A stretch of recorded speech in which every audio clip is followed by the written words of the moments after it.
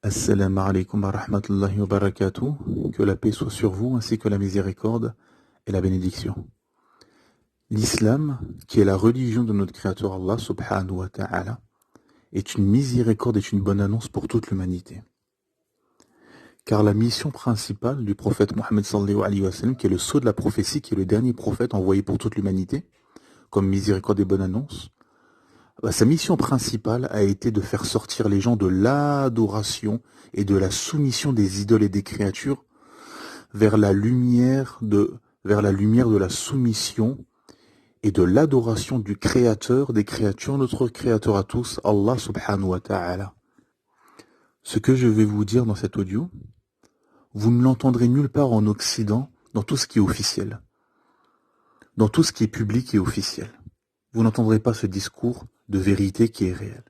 Car, comme je vais vous expliquer dans cet audio, beaucoup de gens ont beaucoup d'intérêts divers et variés. Donc on ne veut pas de la vérité et on ne veut pas propager la vérité aux gens et réveiller les gens. Ce système veut que les gens restent endormis dans la matrice. Et ils ne veulent pas que les gens se réveillent car ça remettrait en cause et ça bousculerait leur système et leurs plans et tous leurs intérêts. Car ce qu'il faut comprendre déjà, c'est qu'il n'y a qu'une seule religion. Car les gens bafouillent et ne comprennent pas. Et on peut comprendre. Beaucoup de gens qui sont loin de la religion, loin de la théologie, ne comprennent pas. Mais pourquoi il y a plusieurs religions? S'il y a un seul Dieu, un seul Créateur, pourquoi il y a plusieurs religions? Enfin, ce qu'il faut comprendre, et ça fait partie des ruses de Satan, d'Iblis, na'alallah, son but c'est d'égarer l'humanité. Car quand il a été chassé du paradis, lui, son but, il a demandé à Allah subhanahu wa ta'ala de vivre jusqu'au jour du jugement avec les humains, et il a promis à Allah ta'ala d'égarer l'humanité. Et Allah subhanahu wa ta'ala lui a dit que tous ceux qui suivront justement Satan, Allah subhanahu wa ta'ala nous a révélé que tous ceux qui suivront Satan, Allah ta'ala remplira l'enfer de Satan et de ses suppôts. Mais ceux qu'Allah subhanahu wa ta'ala guidera, Satan ne pourra rien faire contre eux. Et ça fait partie des ruses de Satan, de rendre les choses compliquées, de dire voilà qu'il y a plusieurs philosophies, plusieurs idéologies, plusieurs religions. En fait, ce qu'il faut comprendre, c'est qu'il n'y a qu'une seule religion. Cette religion, c'est la soumission au Créateur Allah subhanahu wa ta'ala qu'on appelle l'islam. L'islam, c'est la soumission. À qui? Allah subhanahu wa ta'ala, au Seigneur de l'univers, à notre Créateur commun. Et en fait, ce qui a changé, c'est sur les législations. C'est les législations qui ont changé. Il y a eu le Zabour, ce qu'on traduit par les psaumes, la Torah, l'évangile, et la dernière législation qui a été révélée pour l'humanité comme loi à suivre pour toute l'humanité, c'est le Coran accompagné de la Sunna, le Saint-Coran avec la Sunna prophétique. Voilà le cadre. Donc, il n'y a qu'une seule religion, c'est l'islam, c'est la soumission à Allah subhanahu wa ta'ala. Comment? Via sa législation, sa dernière législation, qui est le Coran, le Saint-Coran, accompagné de la Sunna prophétique. Ce qu'il faut comprendre et ce qu'il faut savoir, dans le système occidental dans lequel nous sommes, c'est qu'il y a, on va dire trois grosses catégories de personnes qui,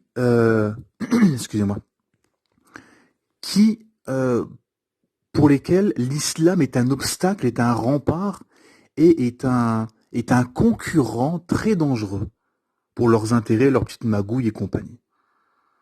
Ces trois catégories, nous en Occident, il y a surtout deux catégories qui nous touchent le plus.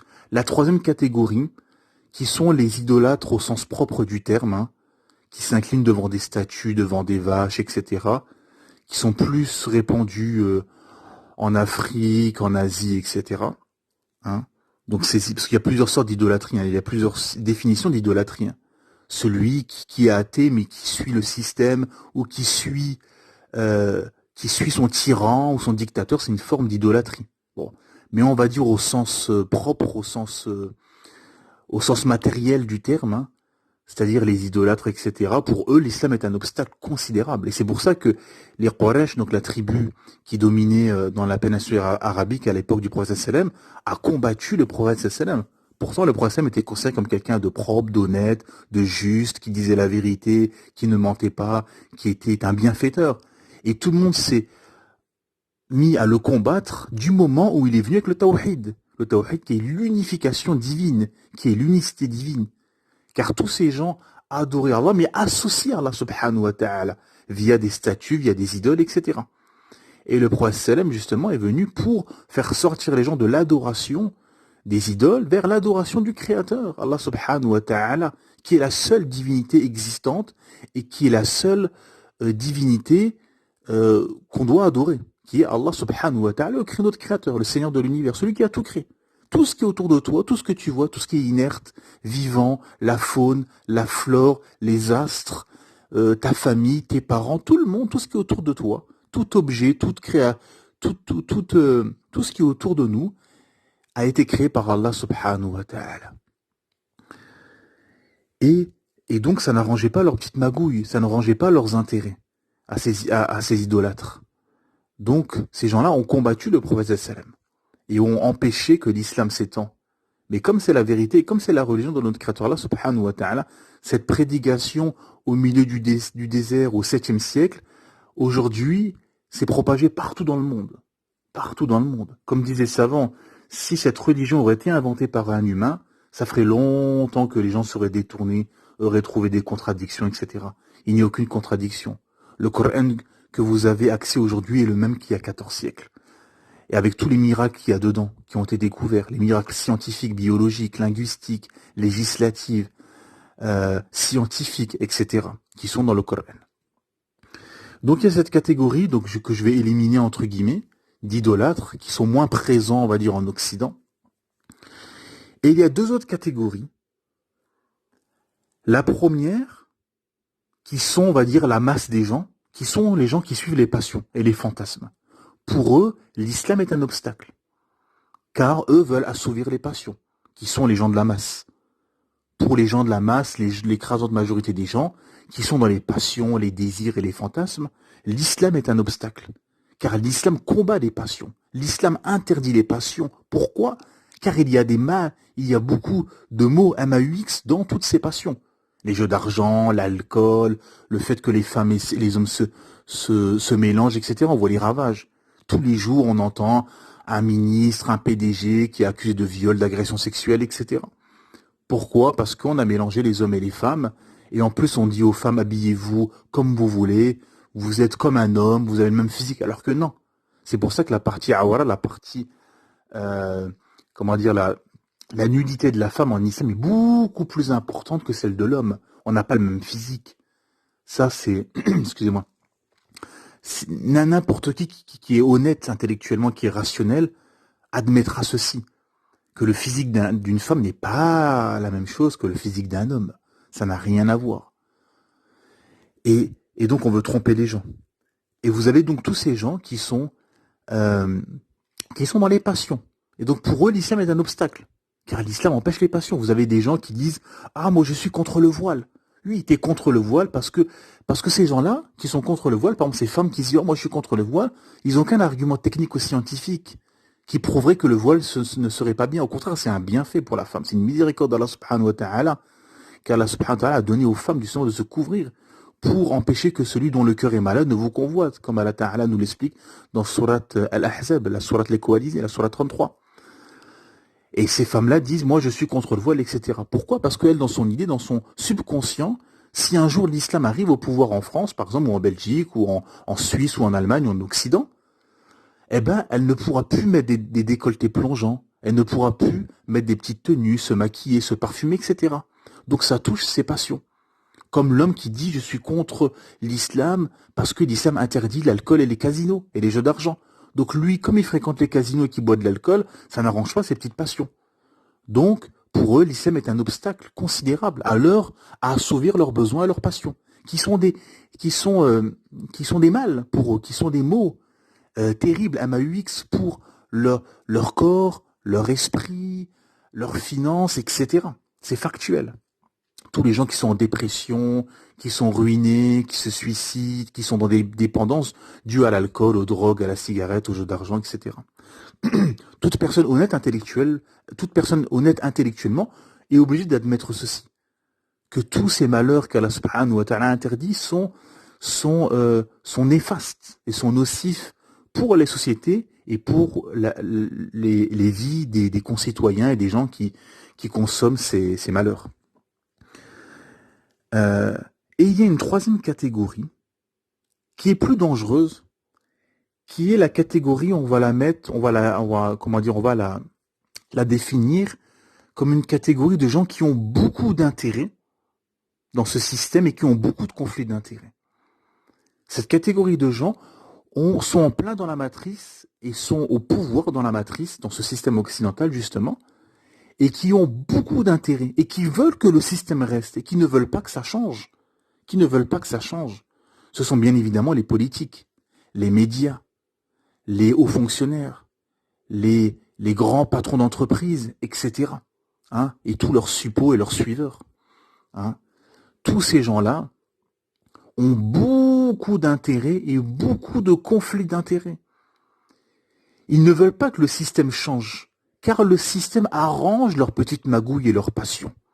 Donc forcément, l'islam est un obstacle considérable, avec bien sûr le système bancaire, etc., toute la finance qu'il y a derrière et compagnie, car l'islam interdit par exemple l'intérêt usuraire, ce qu'on appelle riba, l'intérêt usuraire, donc tous les intérêts, c'est strictement interdit en islam. Toute leur finance et leur système bancaire est basé sur ça. Les blanchiments d'argent, c'est du vol, on cache, etc. Donc c'est interdit en islam. Les blanchiments d'argent, les conflits d'intérêts. Le prophète sallam dit dans un hadith, si ma propre fille Fatima radiallahu anha aurait volé, lui aurait coupé la main. Le prophète dit, ma propre fille, si elle aurait volé, je lui aurais coupé la main. J'aurais appliqué la main, parce que en islam, la peine pour celui qui vole, c'est de couper la main. Le prophète me dit, si ma propre fille aurait volé, j'aurais coupé la main. C'est une histoire où on a voulu ramener une femme et certains ont voulu jouer justement des conflits d'intérêts et demander au prophète qu'on n'applique pas la peine pour cette femme. Et le prophète me dit, si ma fille aurait volé, j'aurais coupé la main. Et il termine en disant, ce qui a fait perdre les communautés qui étaient avant vous, c'est qu'ils appliquaient les peines pour les faibles et pour les gens tout en bas de la société. Et ils ne l'appliquaient pas pour les gens hauts dans la société. Subhanallah, regardez la justice de l'islam. Il n'y a pas de conflit d'intérêt. Il n'y a pas je connais le ministre, je connais un tel, ou je connais un tel. Non. Il y a la justice divine, la loi d'Allah subhanahu wa ta'ala qui s'applique à tout le monde et tout le monde est à la même échelle et au même grade devant la loi d'Allah subhanahu wa ta'ala. Il n'y a pas parce que tu es ministre, dirigeant ou tout en bas dans la société que la peine sera différente. Non, c'est la même pour tout le monde. Et ces gens-là, cette catégorie-là, qui a beaucoup de conflits d'intérêts dans ce système, voit en l'islam un obstacle et un concurrent considérable, mes frères et sœurs, et vous qui n'êtes pas musulmans. C'est pour ça que le système s'acharne à combattre l'islam, s'acharne à combattre jour et nuit, il complote jour et nuit à combattre l'islam. C'est pour ça qu'on nous sort des histoires farfelues, le burkini qui va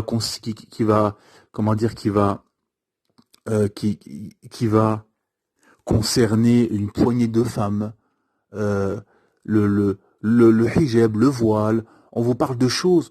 Il y a l'explosion des loyers, les conflits d'intérêts entre politiques, chefs d'entreprise, le blanchiment d'argent, les mafias, le trafic de drogue et d'armement, les kidnappings d'enfants, les viols, les agressions sexuelles. Donc beaucoup qui sont dans ce système, justement, des ministres ou des PDG, etc., sont touchés directement. Etc. Il y a des problèmes, la dépression, les suicides, la précarité, le pouvoir d'achat, il y a énormément de problèmes et dans les médias, on vous parle du burkini, on vous parle du voile, etc. Donc on voit que le système, oui, bien sûr, il y a le fait d'occuper les gens, etc., de ne pas parler des vrais problèmes, mais il y a quelque chose qui est beaucoup plus profond et que le commun des mortels ne comprend pas, c'est que ce système satanique, dont Satan est l'instigateur, justement, il y a Satan, Iblis, Allah, qui a des alliés chez les djinns et chez les humains. Leur objectif est de combattre l'islam et d'empêcher que les gens embrassent l'islam, embrassent la vérité. Car ce qu'il faut comprendre, c'est que les premiers à avoir embrassé l'islam à l'époque du prophète, lors de la prophétie, lorsque le prophète Mohammed sallallahu alayhi wa sallam a commencé euh, son prêche, a commencé sa prédication dans la péninsule arabique, les premiers à s'être convertis à l'islam, ce sont des gens qui étaient écrasés par le poids de ce système. Ce sont des esclaves noirs, ce sont des femmes, ce sont des esclaves, ce sont des noirs qui étaient esclaves. Le noir était d'office un esclave. La femme était considérée comme un animal. Il n'y avait pas de respect pour les uns et les autres, etc. Ce sont des esclaves, des femmes, des enfants, un enfant, Ali radiallahu anhu, qui était le premier enfant qui s'est converti à l'islam. Ce sont Bilal ibn Rabah radiallahu anhu, qui était le premier mu'adhin, le premier appeleur à la prière. Subhanallah. Ce sont des gens qui étaient écrasés par le poids de la société et qui ont été honorés par l'islam, subhanallah, mais qui sont devenus les meilleurs des gens. Allahu Akbar. Et les gens qui étaient au pouvoir, justement, dans la péninsule arabique, ont vu ça d'un mauvais œil, la prédication du prophète. Car c'est fini leur petite magouille. Car c'est pour ça que tous ces gens combattent l'islam et empêchent, la da'wah et empêchent que l'islam se propage. Mais l'islam se propagera en dépit de la version des ennemis de l'islam, en dépit de la version et en dépit de la haine des ennemis d'Allah subhanahu wa ta'ala, l'islam se propagera.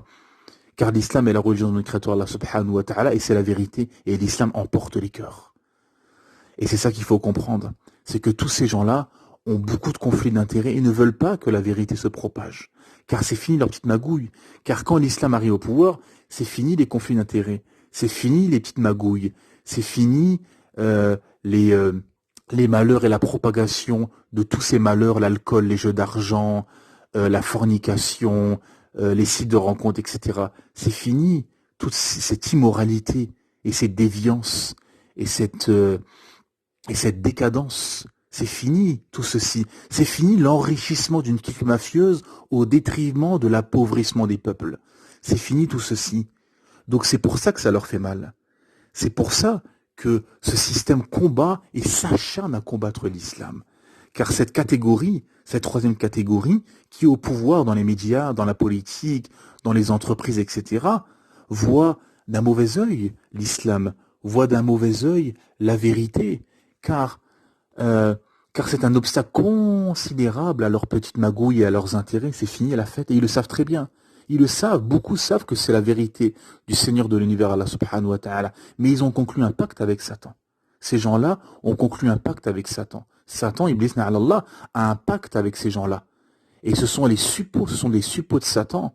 Et ils sont avec Satan pour propager l'immoralité, les déviances. Pourquoi au final tout ça? Les plages nudistes, le mariage homosexuel, les jeux d'argent, l'intérêt usuraire dans les banques, l'usure bancaire, les blanchiments d'argent, les mafias, les trafics de drogue, d'armement,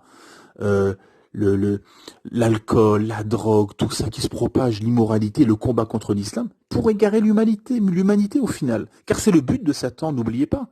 Satan a juré, a dit à Allah subhanahu wa ta'ala qu'il va tout faire pour égarer l'humanité. Lui, son but, c'est d'égarer l'humanité. Et pour égarer l'humanité, il y a plein d'outils. Il y a la musique, les jeux d'argent, l'alcool, il y a tous les plaisirs et toutes les passions que la masse des gens suivent sans s'en rendre compte. Ils ne savent même pas pourquoi ils suivent tout ça. Et en fait, ça les égare sans le savoir.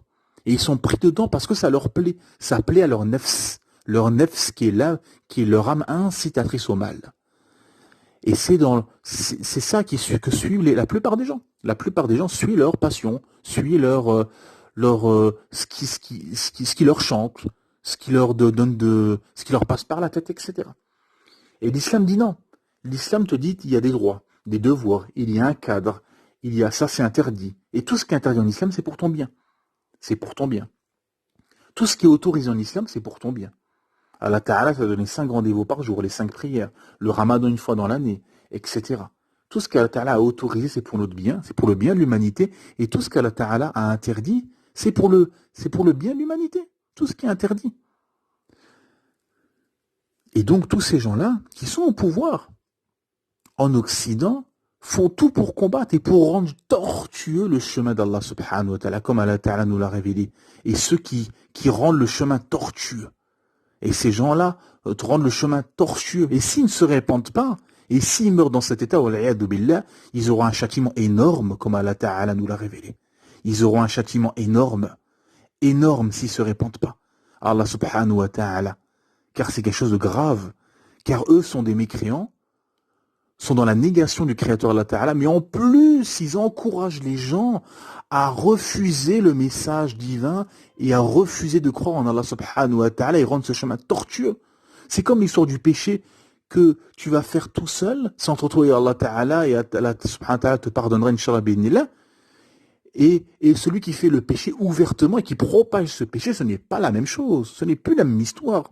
La personne qui pêche tout seul dans sa chambre ou dans un coin, s'entre lui et Allah, et la personne qui diffuse son péché sur les réseaux sociaux ou qui fait ça en public et qui encourage à faire ce péché, ce n'est pas la même chose. C'est très très grave de faire ça, car tu fais la fitna, t'encourages le trouble à l'ordre public. Parce que ce qu'il faut comprendre, c'est que tout le monde veut le bien. Tout le monde veut le bien. Dans notre fitra, dans notre sainte nature, on a l'adoration. Notre sainte nature est sur l'adoration du Créateur Allah subhanahu wa ta'ala. Et dans notre sainte nature, dans notre logiciel, il y a le fait qu'on aime le bien et qu'on déteste le mal. Hein? Vous prenez un homme, par exemple, qui va promener ses enfants et qui va aller dans un parc, il ne sera pas dans le même état que quand il va organiser toute une machination pour tromper sa femme. Quand il va organiser tout un plan pour tromper son épouse, par exemple, et aller voir et organiser un plan pour aller voir sa maîtresse et tromper son épouse, au fond de lui, il n'est pas bien quand même. Il sent que c'est quelque chose de mal, donc il est un peu stressé, anxieux, comme celui qui va voler. Mais cet homme qui va tromper sa femme, le jour où il va promener ses enfants dans un parc, par exemple, il est dans un état plus apaisé, car il fait quelque chose qui n'est pas mal et qui m'aime bien. Hein. Il va, comment dire, donner du plaisir et du divertissement à ses enfants. Donc, au fond de nous, tout être humain a ce côté-là. C'est-à-dire, quand il fait le bien, il se sent bien, et quand il fait le mal, il va se sentir mal. C'est une règle. Subhanallah. Eh ben, donc là, on comprend que tout le monde veut le bien. Tout le monde veut le bien. Mais comment obtenir ce bien? Elle est là la question maintenant. Comment arriver à ce bien? Quels moyens utiliser? Quels moyens on va utiliser pour arriver à ce bien? Quelle loi, quel système on va utiliser pour régir la société, pour obtenir ce bien? Certains groupes d'humains se sont dit on va utiliser le régime démocratique. On voit toutes les dérives, la corruption, l'hypocrisie qu'a ramené le régime démocratique en Occident. Le mensonge, on fait croire aux gens on donne l'illusion au peuple qu'ils ont le pouvoir de décider, ils ne décident de rien. Il y a un système qui présélectionne des candidats, dont il y a une vidéo entre parenthèses, j'ai fait un audio sur l'hypocrisie de la démocratie. C'est intéressant.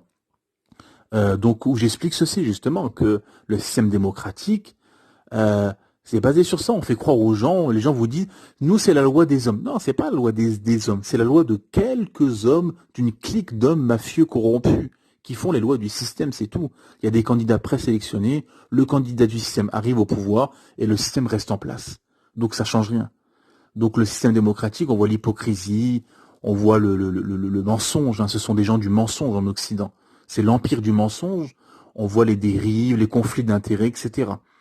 D'autres groupes d'humains ont opté pour le communisme, pour arriver au bien, notamment, et on voit les dérives, par exemple en Chine, qui a un exemple concret, où le communisme, qui est l'athéisme radical, extrémiste, où on empêche toute autre expression et on impose un tyran tyrannique, un système, et si tu ne suis pas, ben on te coupe la tête, etc. Hein.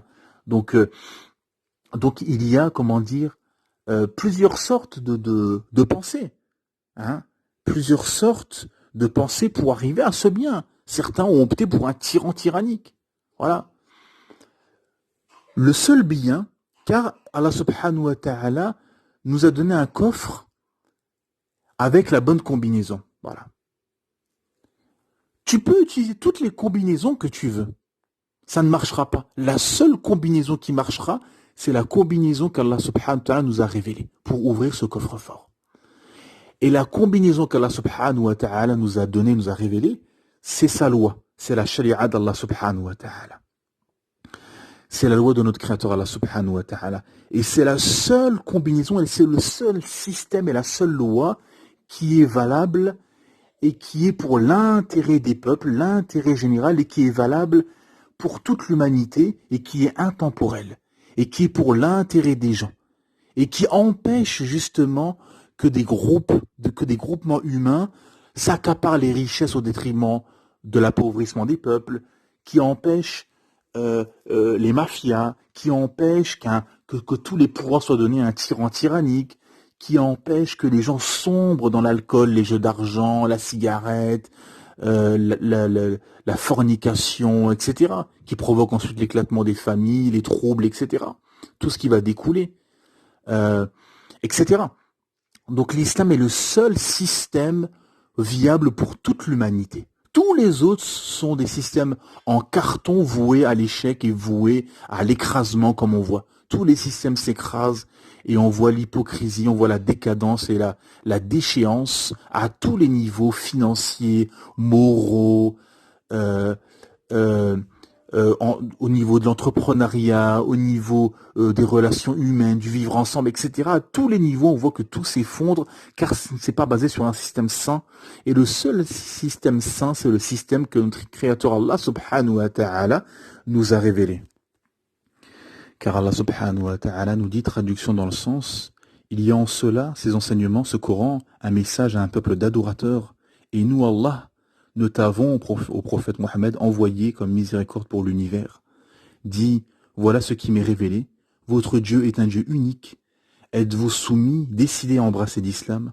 Si ensuite il se détourne, dis alors, je vous ai averti, en toute équité, je ne sais ce qui vous est promis, est proche ou lointain. Donc la sourate 21, verset 106 à verset 109. Subhanallah.